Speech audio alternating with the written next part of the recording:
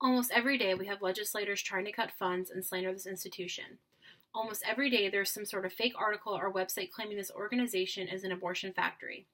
This is all incredibly false. This clinic I'm talking about is Planned Parenthood, known to be controversial, not by its own doing, but by the hype and hysteria from the media.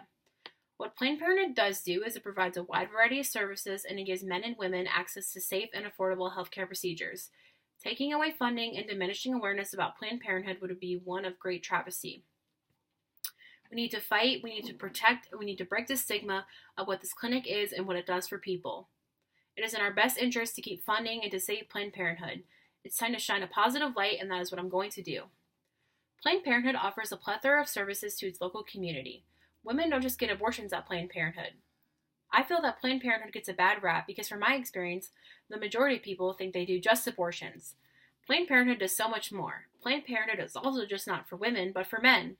Men can get most of the same services that women do, such as cancer and STD screenings.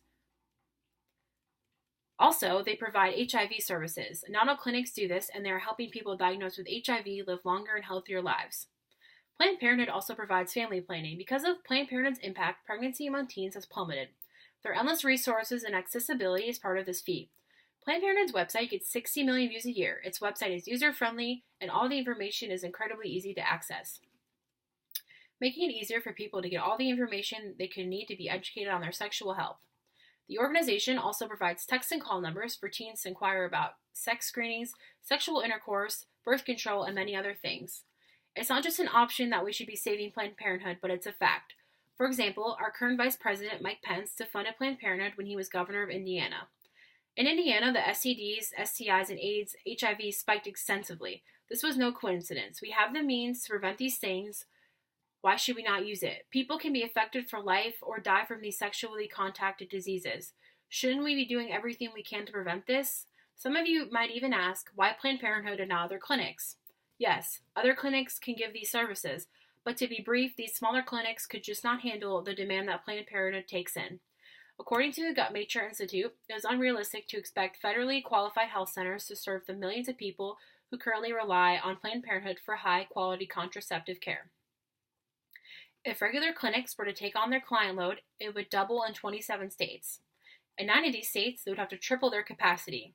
Planned Parenthood plays a huge role in providing health care services, and if they were to be rid of or further defunded, it would impact many lives. Abortion is not a comfortable topic, but it needs to be addressed. Without places like Planned Parenthood, women would not have access to a safe place to get an abortion. Planned Parenthood also provides a non-judgmental environment for women to get abortions. It is not the ideal choice for everyone, but there needs to be an option for those who do decide to make that choice for whatever reason.